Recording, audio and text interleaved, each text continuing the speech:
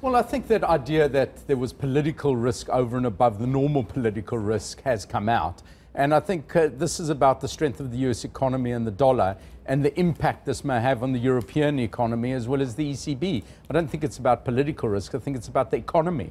And the economy, as I said, relative to expectations has faltered. The ECB is probably going to do nothing. The Fed's going to be raising rates. And that just reflects the cyclical differences between these two economies, which is dollar positive and euro negative. Let me just differ very quickly. What about the 250 billion euro debt forgiveness that was mooted as these two parties began to form a government? You don't think that now that we have a government that they're going to come back to that theme of you need to let Italy off, we should not be punished for the sins of previous governments? Well, I go to the bank every day and tell them that, and they don't listen to me either. So, I mean, you can ask for what you want in this world. It's whether you're capable or the market thinks you're capable of getting it. And the market says, no, it's a government. We've got 2 votes of no confidence immediately. It's very difficult to get things done. There was a big sigh of relief last year when Eurosceptic populism failed to rear its head in several European elections. Yes.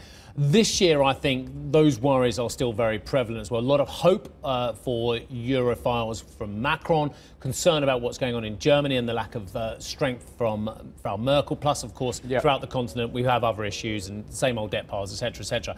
Are you at HSBC doing any work on the nuclear solution, so to speak, the breakup scenario of the Eurozone and EU as well? Because it seems to me that there's a lot of test cases going on out there, different kinds of governments, and if we see a little push further, there could be a little bit of an unravelling going on. I think I've only heard this from 1999 when the euro wasn't going to happen, then it was going to break apart, so next year will be 20 years since people think it's breaking apart, and it's 20 years on. 20 years is not long for a currency, though. I mean, no, but it's 2 decades in which every month someone tells me it's just about a breakup. But in 2 it's nonsense. decades, it's not breaking up. Forget about it. Yes, there's political risk, but where isn't there political risk? There's political risk in the UK. There's political risk in Turkey. There's political risk in Russia, in Mexico, in Brazil. Agreed. But none of those currencies, last time I looked, have the euro as well, and you've got such disparate and widespread dissatisfaction within the Eurozone from countries who are seeing it as the problem now rather than the solution. No, because no candidate, as you know,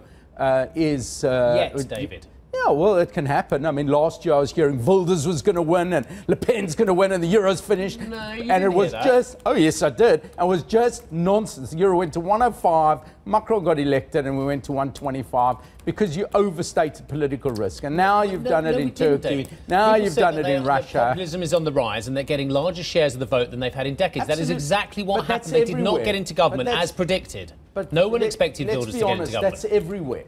Part of the problem with QE. I agree it's everywhere, but we're talking specifically about the Eurozone here as well. And what I'm saying is a lot of hope that currencies are a relative concept. If you've got one country in trouble, another country in trouble, currencies are equal. So if you're talking about the bond or equity, which I know nothing about, I just about know something, and luckily I'm only on your show for an hour because that's some knowledge of everything I know on foreign exchange. Well, how do we fill 3 hours every day? I don't know.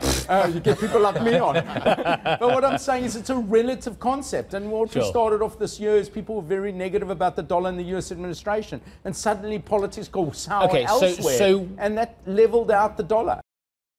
Hey everybody, it's Hadley Gamble from our new CNBC Middle East Bureau in Abu Dhabi. Thanks for stopping by. Now to watch more, you can try one of the videos that just popped up on your screen. And don't forget to subscribe.